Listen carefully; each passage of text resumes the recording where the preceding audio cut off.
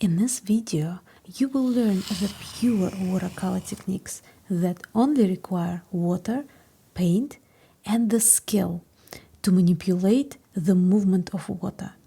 Well, you probably already have the first two ingredients, and I will teach you the skill bit right now.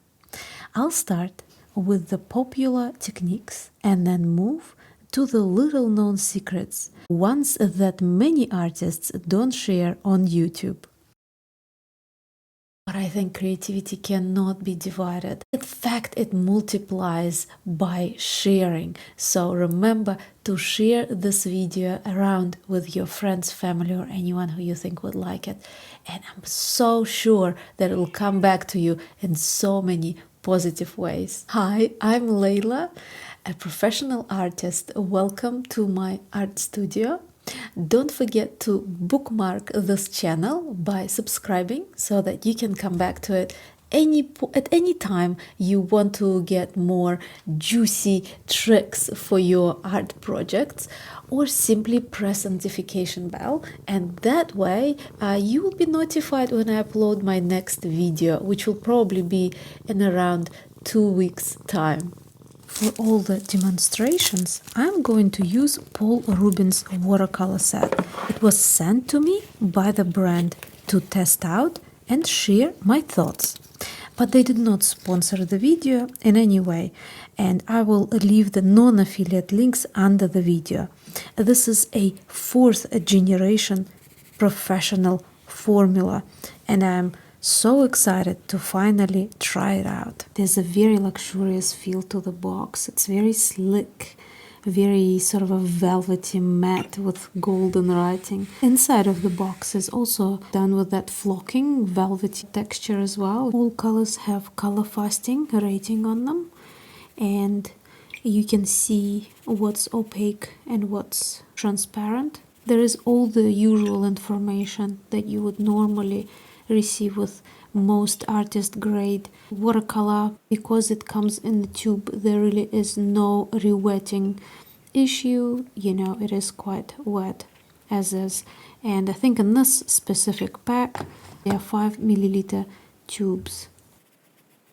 This is first impressions. I've just swatched them and dried them, and let's have a look at the color. 24 color range, so you don't really get anything super out of the ordinary. It's a good enough range to not want anything, to be able to mix whatever you want, but not big enough to get, you know, the craziest special mixes of granulation and stuff like this. Some of the things that I thought that were quite interesting is that in this set of 24 colors, I think they might have bigger sets, because in this little brochure there are more colors. There are extra ones, like whites and things like that are not in this set. Here they have included the Naples yellow rather than, for example, white. White is usually more sort of standard. Some colors are quite similar, like this one and this one, for example, but I mean they do have a little bit of the difference. This is a little bit warmer, this is sort of a in between, and then this one's quite cool. Some of the colors I found quite interesting, like this cobalt turquoise, dark, and it only has one pigment. It is quite rare to see greens that have only one pigment, no matter what brand. I'm talking across all brands.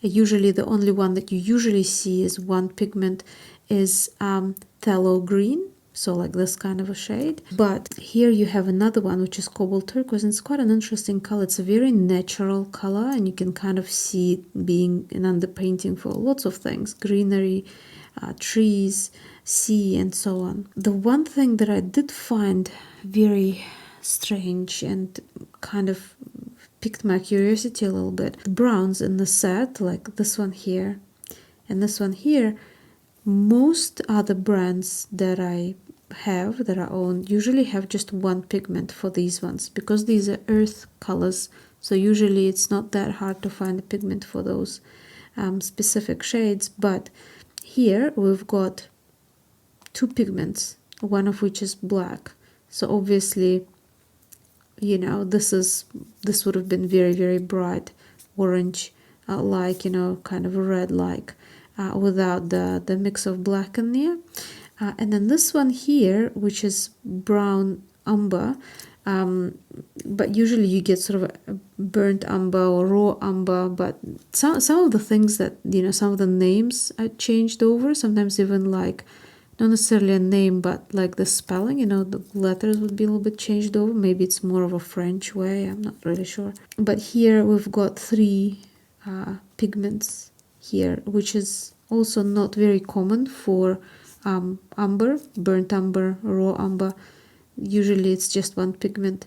But for example, colors like Van Dyke Brown, they're usually a mix of different shades. So I guess this is maybe closer to that. I'm not really sure. You've got a blue pigment here as well. So, interesting. The one color that I have noticed that granulates is French blue, which to me it looks like French ultramarine. There's a little bit of granulation in this cobalt turquoise, a little bit in translucent turquoise. Quite a beautiful color, this one. As usual, yellows don't really, not much granulation at all. But as I said, we will have a look a little bit closer at all this when we get onto the actual painting and working with this paint. I'm going to start with the more commonly used techniques.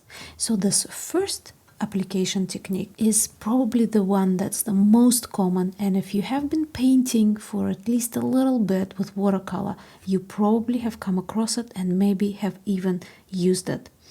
That's the technique when you are applying wet paint onto wet paint to create color combinations, contrasts that haze into each other in your artwork. It usually starts with the damp paper and paint application. You can apply paint onto just damp paper, or you can apply paint onto a damp layer of paint that you have just applied.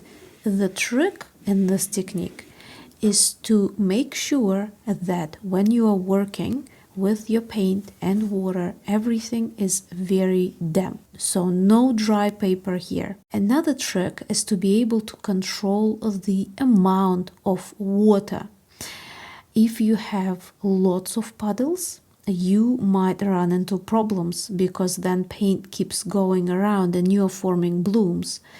But if your paper is not damp enough, then you're going to get less movement and very stiff paint application.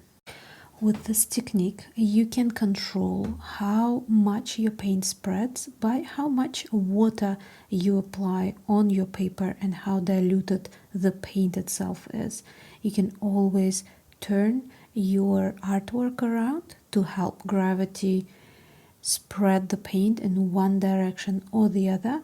I personally love working with my work being a little bit upward. That way I can predict a little bit better the flow of the moisture on my work.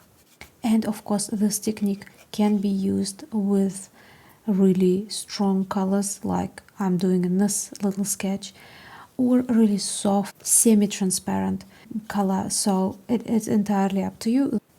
This technique looks best when you let it dry and then with a smaller sized brush go in and add few details. These things usually really complete the artwork and give it, you know, that look or the feel. Like in this particular one, I have added the little bits of grass that are sort of going along with the wind, just to create that uneasy and dramatic feel to this little sketch. Technique number 2 might be also familiar to you, and familiar to you in a negative way. So something like this sometimes can happen when you don't want it to, but it's a great asset to your arsenal of techniques if you know exactly how to control them. For this technique, you want to dampen the paper. You don't necessarily have to have lots of water on there, but dampening it sufficiently, applying a smooth layer of color, and then the magic happens. To somewhat drying paint, you can add water, or you can add another color The trick here is to have more water in the layer that you are applying than the water content of your paint layer that you have previously applied. That helps to create these blooms. A lot of people hate having blooms, don't like them at all, and they can be a lot of trouble if they happen somewhere where you don't want them to, because it's almost impossible to correct them. But when you are working and you want to create them, they can create the most beautiful watercolor effects that you can possibly imagine. Now this technique is absolutely beautiful, but you have to remember that it is, just like many free-flowing watercolor techniques, are a little bit unpredictable. Different paper and paint can react differently to this technique. The key here is to remember that the layer underneath should be still damp. If it is dry, you will not get that beautiful effect. My favorite way of working with this technique is actually not setting out with any specific subject matter, but rather just letting the paint and the blooms dictate what I see in this subject matter. So when I look at all of this now here, as it's all still damp, so it's all still working and doing their own stuff, I can see trees here, you know, with maybe sort of a snowy kind of a grayish landscape. I can see little mushroom tops here as well, that if you add little legs to, would sort of form a little mushroom cloud. So what I will do now is I will leave this to dry, and then I'll come back and finish it off with whatever it seems more likely to me to look like. And now, because this subject matter ended up being so soft in color, I just want to create a little bit more contrast here and there by applying some, you know, still a very similar range of colors, but with more value difference.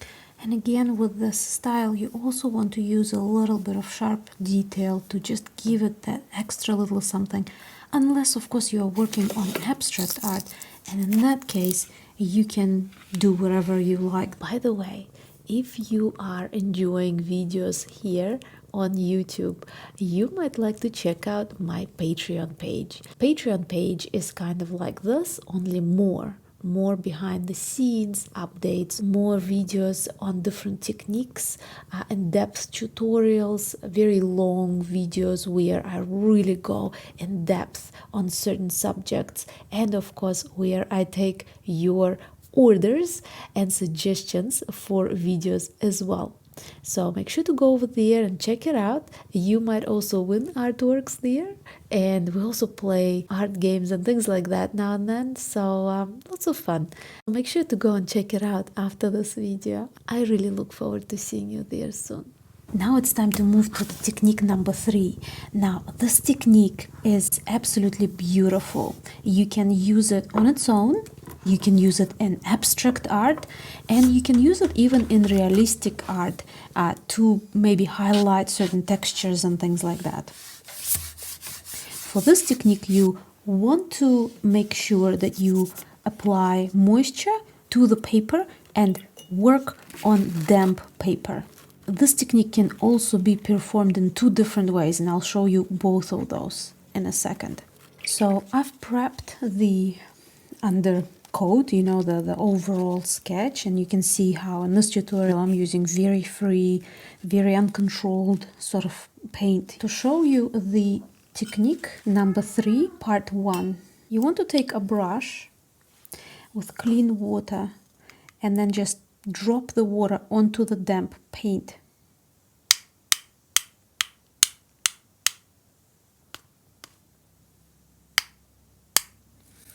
To create this kind of effect.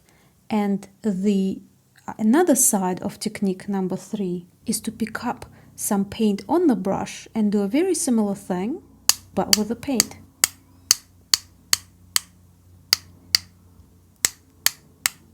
With stronger bash of the brush, you can deliver larger drops, and with light hits, you can deliver small little drops. Now, it's quite a common technique, but it usually is performed on a dry work. Here, you can see the incredible texture that you can achieve doing it on the damp. Okay, so of course, the more moisture is on your artwork, the more it will spread into the background. So you can have a play, try different ways of doing it, and find the one that works the best for you. So you can see here that I've done all of this. Now we can apply other colors as well, so you can create some contrast. Few little details. I will show you how I'll turn this into a little landscape painting. And this, of course, has nothing to do with the technique number 3, but just to show you, see here, rather than just dragging my brush, I'm actually rolling it as I go along. It just creates this really interesting line altogether. So look at the beautiful texture that we have managed to create. It was a very quick technique. You saw I just pretty much splashed the paint on there, and I didn't use such a big variety of colors, so this technique can work really well with super bright colors or minimal palette, or whatever style you like to use. This will be your friend. And you can see how you can use it both ways, by dripping the water onto the paint and by dripping paint onto a different color. So this is the technique number 3. Now let's move on to the technique number 4. Now this technique I'm going to perform with just one color, and the color is phthalo blue. And for this technique, so technique number 4, you can use a spray bottle. What you want to do is you want to create like a little spray area. It can be big one, small one, depends also on the size of the work. These are tiny little examples that I'm showing you, but these techniques can work really well on large areas. Okay, so you don't want it to be super fine mist, you want it to bead on your paper. And of course spraying onto the dry paper. So now I'm picking up the paint. And what you want to do is you want to introduce a little bit of that paint, but not really smear it or anything like this, but let it sit and let it sort of form into this, almost like a little spider web. The color can be more diluted, or it can be very intense. That's already up to you. With this technique, you don't want too much water, so if that happens, you can always just absorb it with a brush, dry the brush again, and reabsorb it again. And also, see how here I still have little spray things. You can help the paint to find these little bubbles of water by just joining it up a little bit. You don't want to force it too much, you don't want to redraw the pattern, but you do want to sort of facilitate this technique. And keep going until you are happy with your situation. Now, for example, I sort of feel like I want to have a little bit more just here as well. I'm just introducing a little bit more of the darker color in here because I want to create that sort of a intensity. Okay, so this is the very interesting and quite unusual texture that is really hard to achieve by painting it in. So this is something again that chance just takes over. Just introduce a little bit more paint just to create a little bit more of a description within the little painting. As always, few little details to tie everything together. And you can see as it is drying, some areas like here, areas that are dry, they form little white little specks with majority of the blue, just because the spray spot sort of happened there. Further away we go, the more of these sort of a singular little spots we have. I'm just gonna do a few more things with it. Okay, it's been some time and I think most of it is dry, maybe just little spots here and there, but it's fine enough for us to go on and finish this little thing up. Now, what is this technique good for? Well, anyway, you want to create this kind of texture. If you're working on a larger artwork, maybe sand or rock texture would work perfectly with this. Trees, and you saw how I can guide the color through, so this is just a one color artwork, but if you're using a few different colors, it can be a most incredible way to combine them and sort of let them mix in their own, their own accord. It's just a really fun thing to try. to play. If you do any kind of, like, maybe you're a teacher at school or something like this can be a really fun thing to try with kids as well. And you know, they love joining the little dots and bubbles together. So yeah, it's a real fun technique all around, no matter what you like working with. You can always go back and refine certain areas or bring them out by creating more contrast, because remember, contrasty things are the things that really jump to us. So after you've done all of that, think of it as your prep layer. Most of the work is already done for you. All of those incredible natural specks that water can create has already been created for you. All you need to do now is go over and bring out the things that you want more attention on, and keep things, certain things, further back in the distance by using really soft colors. Join certain areas to unite them, because remember, you're still an artist, so you're still in charge of the composition. So you can see how wonderful just the technique on its own. This is even just using one color. Imagine all the beauty you can create with it if you use multiple colors. That's what I keep saying, guys. You try, always experiment. It's the best thing ever. And one little thing, why don't we add a couple of birds in the distance? I just feel like there has to be something right there, like this. So I think this technique would work really well for things like snow, anything irregular. I think this should be your go-to technique. Okay, technique number 5 is quite interesting, because this is where you can use very, very thick paint. What color should I choose? It's quite fun doing it with new paint, because you don't really know exactly what you're going to get. So this is cobalt deep green. So I'm just going to apply a little bit of it here, and you can see I'm literally just applying a really, really thick layer. Orange. Out of the tube, you guys, very thick paint. And maybe here, this kind of a green. So these two greens are similar, but they are still different colors. So again, you can see that the paint is really, really thick. It's just sitting there out of the tube. This is usually a no-no for watercolor, guys. This is what most often I tell you in the videos, don't do this. So you can see how sometimes rules are meant to be kind of broken. Now I'm gonna go for the spray bottle again and create few sort of a spritzes right onto the area where the paint is.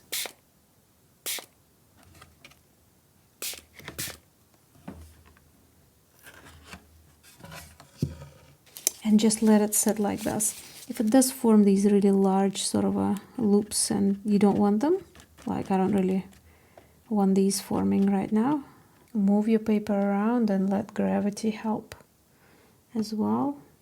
Now, you know, in the technique number 4, we didn't have that much control over paint. We have even less control over paint in this technique. So this is really for those of you who are ready to embrace watercolor.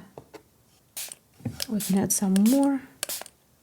You'll also find that different brands of paint would have a different feel. So some colors would be really, really running and some colors are staying put. See, these ones are kind of staying put, interestingly enough, but this is a review of this paint as well. So you get a good feel for what it's like. I'm just going to break this up a little bit again. Wow, look at this beautiful circle that's forming there. That's quite interesting. Not that this will be, you know, our final thing, but we're just going to keep going and going with it. These kind of effects are absolutely beautiful when you work on the large artworks as well. Then you can just apply quite a bit of paint and spray really vigorously as well. Oh, that's a bit too much over here. Now this paint, for some reason, is just sitting there as a lump. So what I'm going to do is I'm not going to paint with it. I'm just going to move it around a little bit, because I don't want the final work to be just a one big sort of a bulb of paint sitting there. Because remember, with watercolor, we do want the paint to be suspended in water.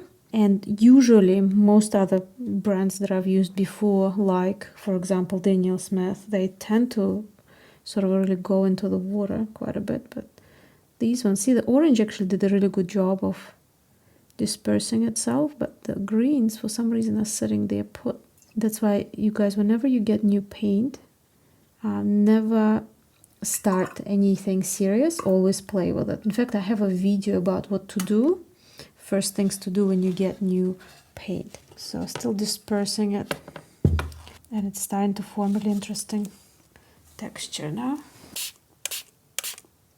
Yeah, this paint, I think you really need to beat it with water, funnily enough. I'm getting little specks onto this painting now. Okay, I think this is good enough for now. So what I'm going to do is wait for this to dry, and then I'm going to add another layer to bring out something out of this. But look at that beauty that's forming there.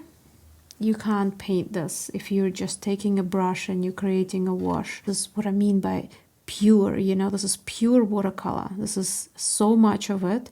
It's watercolor and water and combination producing this. So now let's get into making it into something else. This area here is still damp for some strange reason. I don't know, what can we make out of that? Just leave it there? Or maybe create another level of greenery there.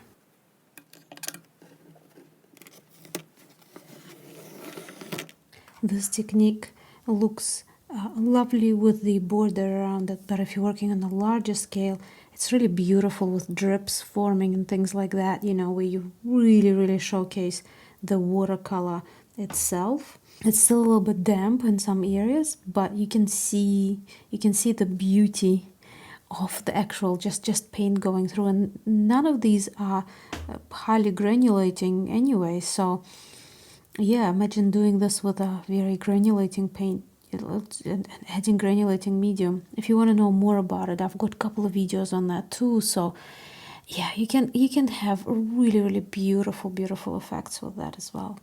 Okay, so here we are. We've made it to the technique number 6. Technique number 6 is a lot of fun, and you will need a hair dryer. You can approach this technique in many different ways. You can either apply areas layer by layer, letting them dry in between, or you can apply a few different colors and then just letting it all go. For this technique, you can work on damp paper, you can work on dry paper. Every time you change something, you will alter the finished result. So I'm just going to show you, as much as I can on this little piece here. But if you like this technique, I would suggest that you guys go ahead and have a try and play with it and so on. Can you see how smooth the areas are?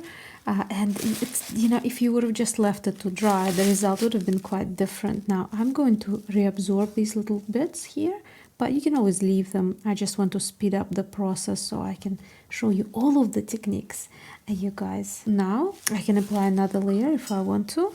I'm going to, just to show you something a little bit different in this layer, I'm just going to apply water, and then I'm going to introduce the actual color.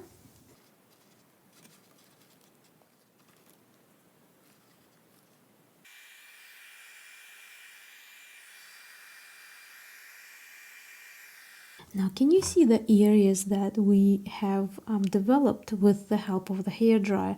Some areas like this can naturally happen if you just leave your work, and tilt it in one direction or the other. But some of these ones are also having them going in different directions. That's all possible with the help of the hairdryer. One thing though, this technique is not for someone, of course, who wants to have a lot of control over where paint goes. But even if you are the kind of a person that likes to have a lot of control, remember, you can create this, and this can be the underpainting that guides you. Remember how in the technique number 5, I pretty much just let it all shine. Here you can do the same thing, just add a couple of identifying markers, details, or you can pretty much use this as a backdrop and create quite a representational painting.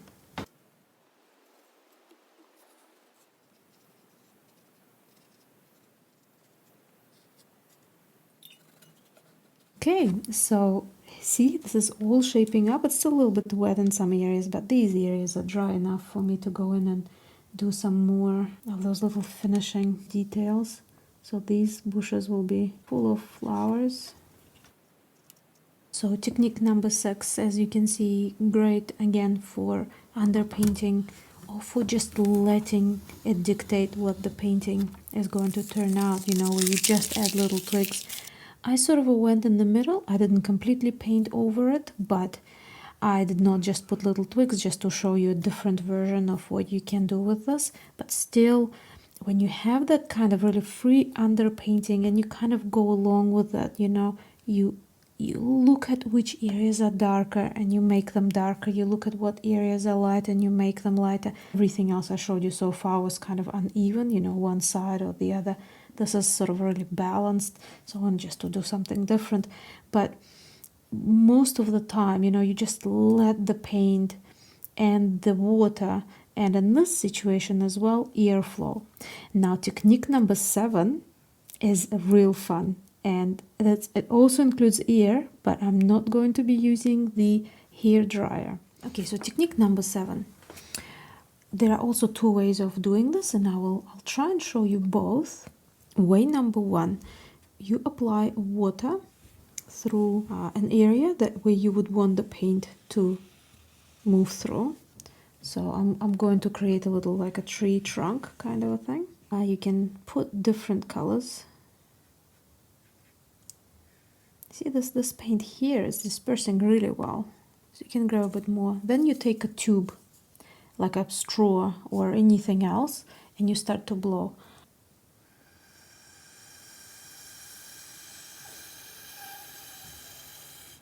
So you can manipulate paint without directly touching it with a brush. You can again apply and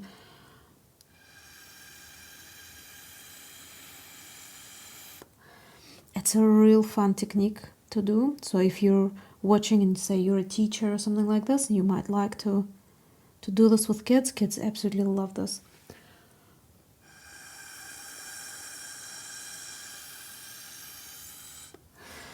So see here, I already had a little pathway for the paint to mix. As always, you can always add, you know, little bits and pieces. Of course, more of the diluted water works better.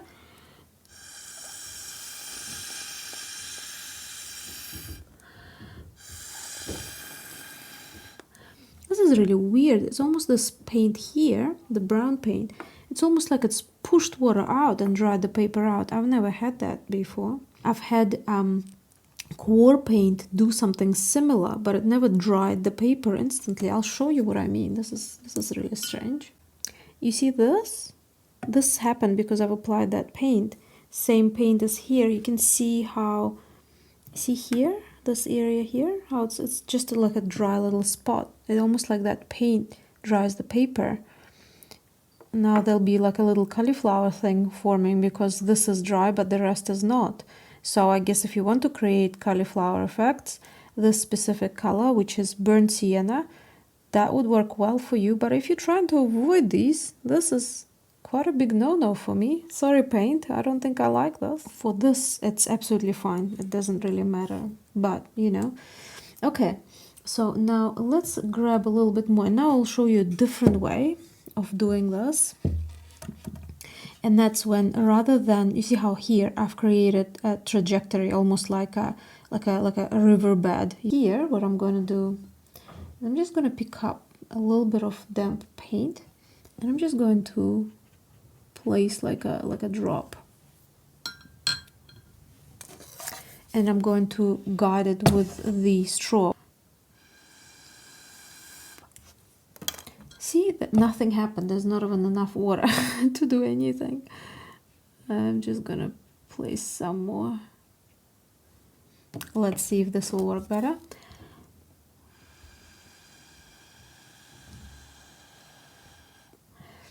So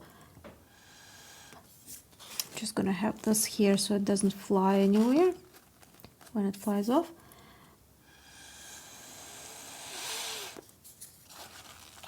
And you can build this up So you can create any sort of branches or anything like this. Yeah, this paint, there's a mix of this paint in here, and it just makes things dry so quick. This is so weird.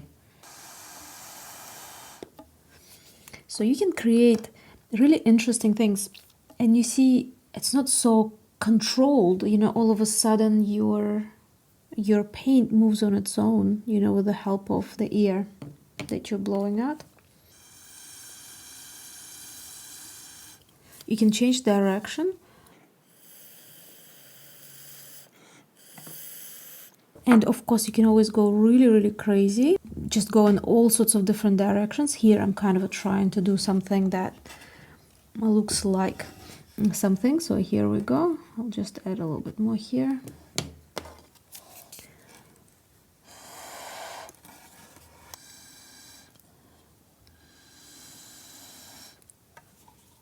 I'm just gonna keep adding and adding more and more of these little branches. By the way, as I'm doing this, my cat is sitting right next to me, and he's looking at me and thinking, what is she doing? But he's very closely following these lines. And now we can create all sorts of things, like maybe a little bird. So this is, again, I'm trying to use that paint to see if it will dry the paper out again. And I think it is, like, anywhere I'd place more that paint, it seems to be pushing the water away. Very interesting. It's even moving up the paper, which is very strange.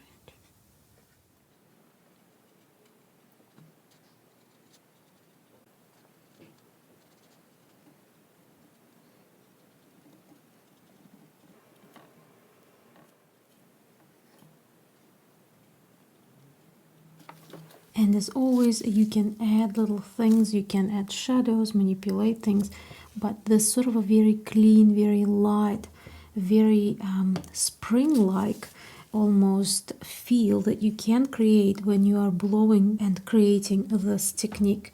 It's very hard to repeat that with just using a brush. You can even see the difference between the technique where I've just applied a little puddle of water and then manipulated it to sort of go across the page versus when I've applied a trajectory here, which probably is a little bit easier to do if you're working on something, you know, something wider like this. So just applying the water and then pushing it through.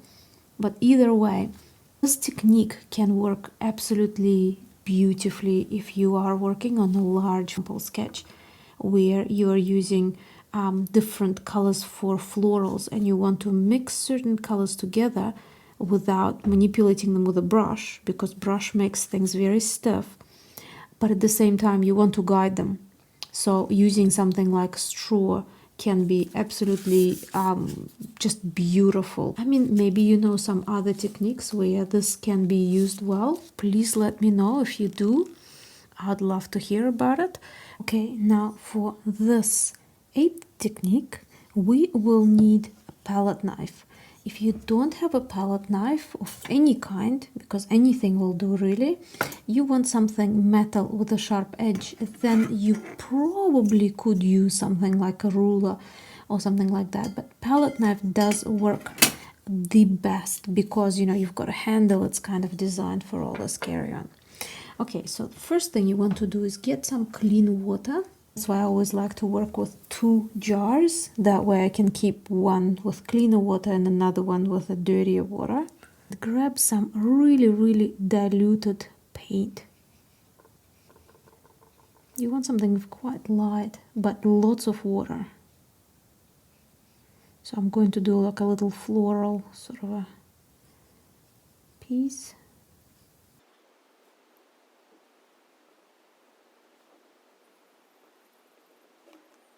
You want quite a bit of water. Then I'm going to grab a darker color, or it can be lighter color, anything, just quite intense. And I'm just going to place a little bit here.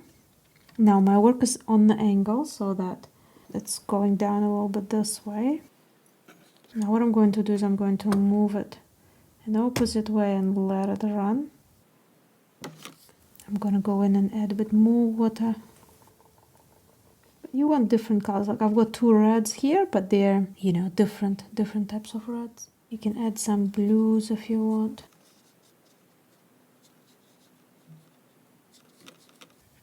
I think the green is doing the same thing, that light green pushing the paint away. Now what you want to do is you want to grab a little bit of paint on your palette knife so that it sits kind of on the edge. And then as you go through, you can connect these areas with water. That's why you want to have quite a bit of water in them.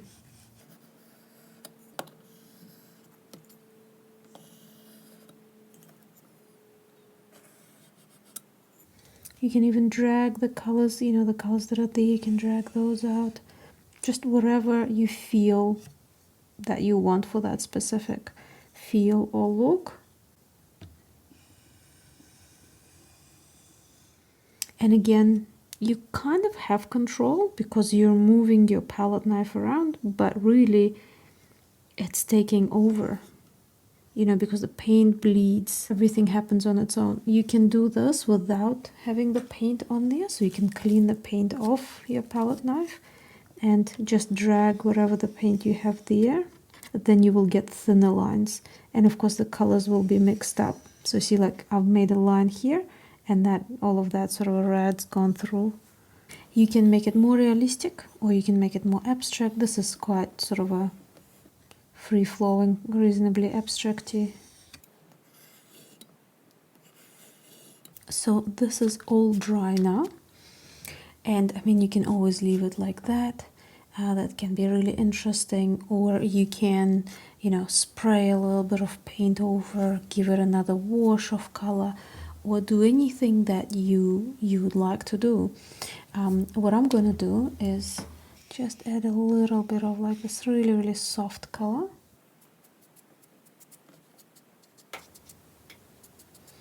Like this. And then I'm going to drip a little bit of color.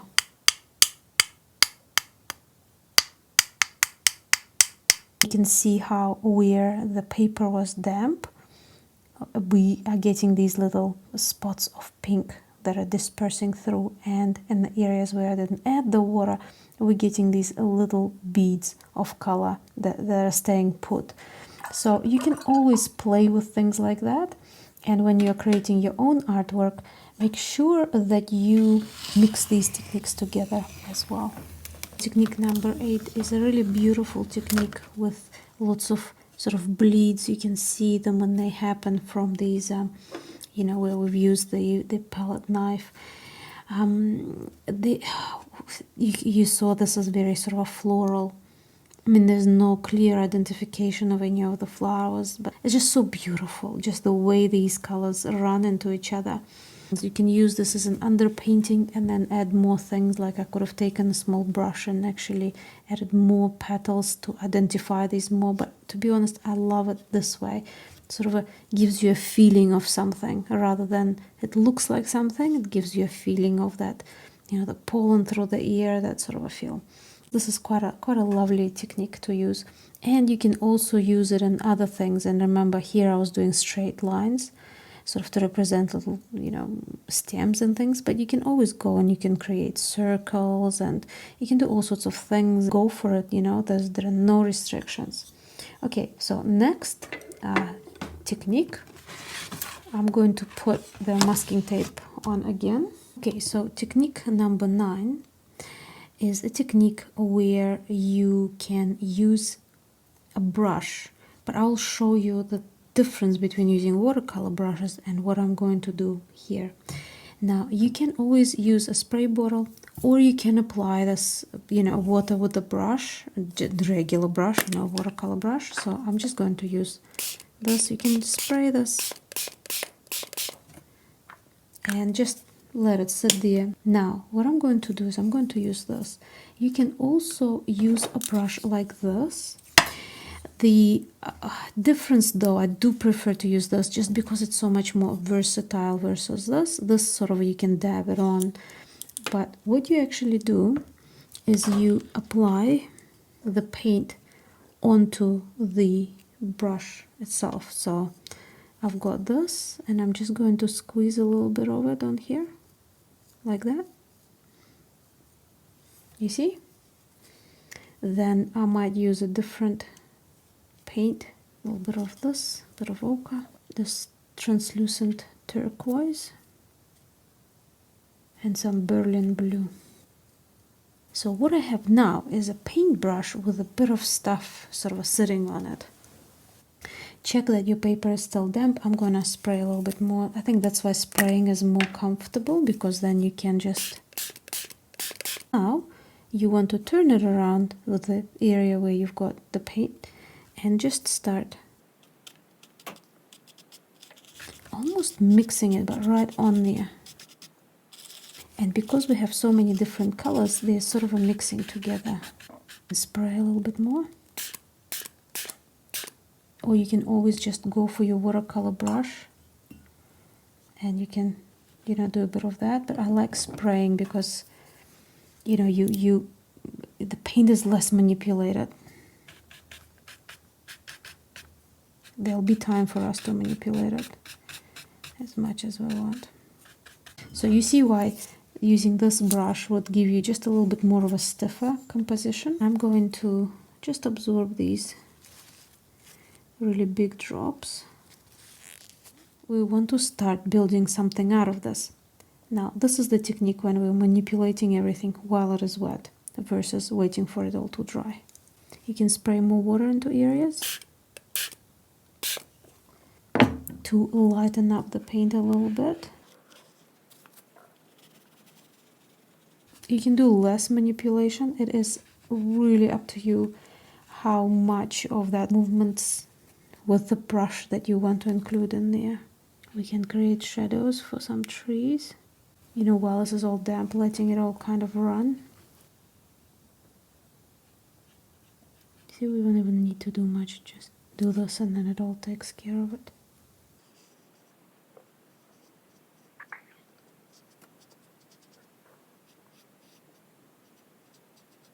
You could always do things like sprinkle salt around now or anything like this, but as I promised, these techniques, I'm just showing them to you as just paint and water and manipulating them around with different things. But when you're working, remember, you can use all of the other techniques that you know, and you can choose and pick what you want at what stage and then add more things or keep them very simple and very basic. While it is still drying, what I'm going to do is I've got this new piece of paper. I'm going to try my brush and I'm just going to create little areas of lighter paper, where paper is showing through. So this is where now the paint manipulation happens. If you want to get your paint really, as much of it off as possible, you can even use a tissue like this. It creates that really mysterious sort of a slat coming through between the trees. Look. And you see the beauty of using that brush with all these different colors on it. We're now getting all these different sort of things peeking through. So a bit more of the ochre there, the green, the brown. Okay, now that this is getting a little bit sort of a drier, we can go in and just add a little bit more definition in some areas. Like, you see it still spreads. It's not 100% dry, but as it is drying, you can see the texture appearing. You can see how one area sort of goes across the other. So now all we need to do is just a few sharp little details to really pull this together. Okay, so what do you guys think? All of these techniques are going to be very, very useful now that you guys go back to your own painting. And of course, something like this can work absolutely beautifully if you're working on a really large sort of a scale. Not necessarily very large, but larger than this. And you can always add other things, like we can spray a bit of water onto it or something like that. Combine these techniques and do all sorts of stuff. It's always real fun. Okay, and finally we've come to the last technique. I think I've left the best for last because I love this technique. I hope that this paint will work quite well with it as well. But we'll see. Okay, this whole thing is experiment because I'm using these paints I've never used before. So for this we would need, of course, we'll start off with the brushes, our regular watercolor brushes, and a whole bunch of water. You can apply water onto the piece of paper as is, or you can always spray it on. This is where the fun starts. So you start to apply paint, but you want to keep everything quite moist. You don't want things to be drying.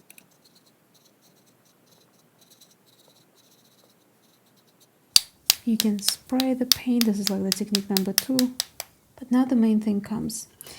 You want to be able to get a hold of something like this is like an old gift card that I've cut in half. So you can use this size. If you can't, maybe you can use a palette knife, painting knife, or you can use a rule or something that will give you a good scraping surface. Even something like this can work reasonably well. So what you want to do is you can dry this as well.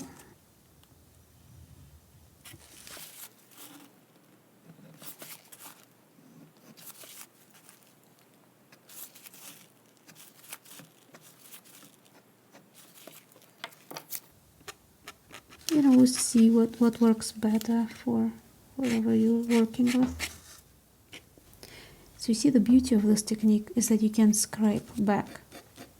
Now this paper is not that good for scraping because some of it's ripped a little bit, but if you're using 100% cotton paper, it should be okay.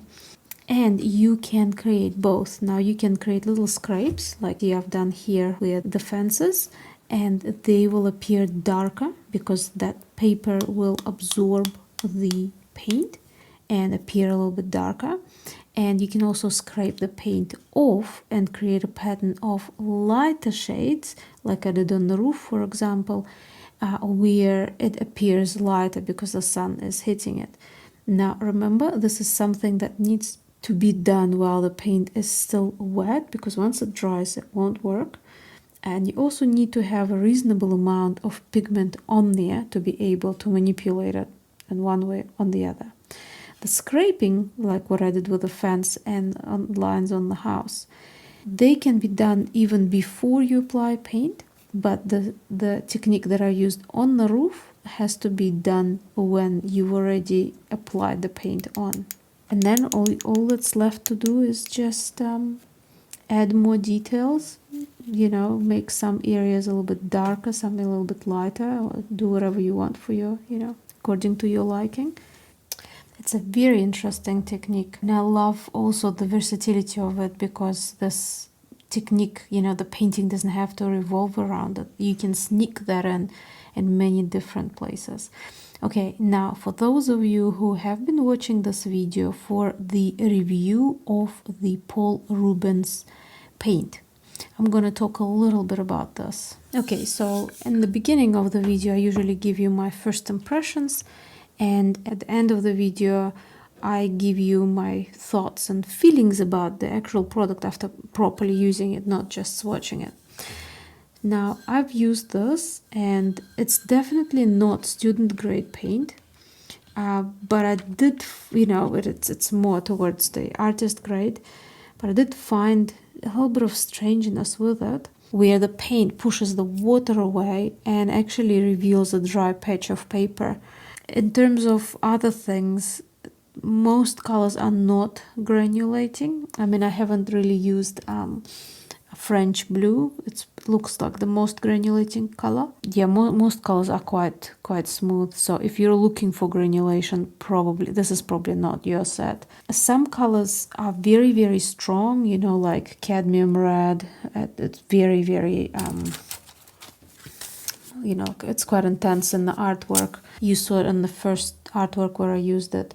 I really love this May green. It's a beautiful shade. In fact, I actually quite like the variety of greens that this brand offers, you know, the set offers. But on the other hand, I can tell you that greens are not the most important color in the set, because you can always mix them up with using, you know, mixing yellow and blue, for example. Like, say, even if I take this one blue and I mix it with orange, the deep red, deep yellow, mid yellow, and light yellow, I'll get a variety of greens.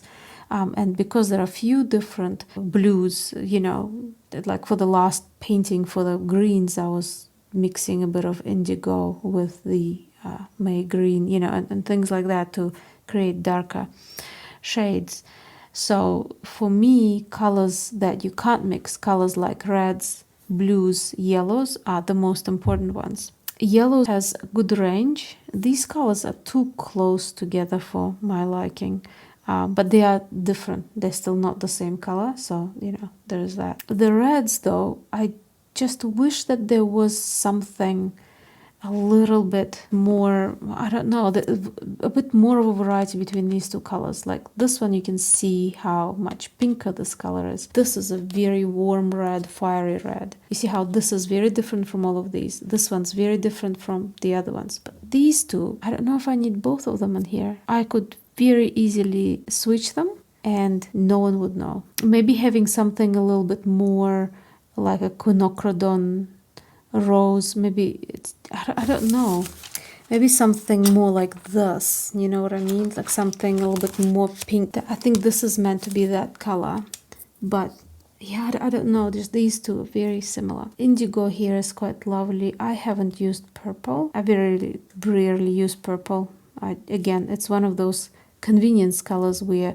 if you've got beautiful blues and you've got beautiful reds, you can mix so many different variations of purple. Good range of blues. I've used this one mainly in the little sketches that I did. So yeah, they all seem to be quite good. Not very granulating though. The browns, I found them to be really, really strange. You know, that thing where they push the water away. This color, it was like literally I put a little bit of that on, you know, onto the reasonably watered paper, and it just creates a dry spot. If you are looking for the texture of the cauliflower, like we did in the, you know, in the second exercise, then yeah, you would benefit from that, because this is something that would promote that kind of texture, that paint behavior. But if you're trying to create a reasonably smooth layer and just introduce a little bit of that color, say maybe you're working on the sky and you want to warm up some clouds or something like this, and just adding a little bit of it through, now that's going to really stuff everything up for you. It's definitely something in the binder that does that. Then there's, of course, you know, brown umber, which I'm not sure what color it's meant to be like. It's a beautiful color, and I love that mattness, you know, when it dries. I noticed that sort of a mattness a lot with Daniel Smith colors. So who would I think would be benefiting from getting this set? If you already have a really good set of artist grade paint, I'd say don't worry about this one. I don't think this will change your life in any way.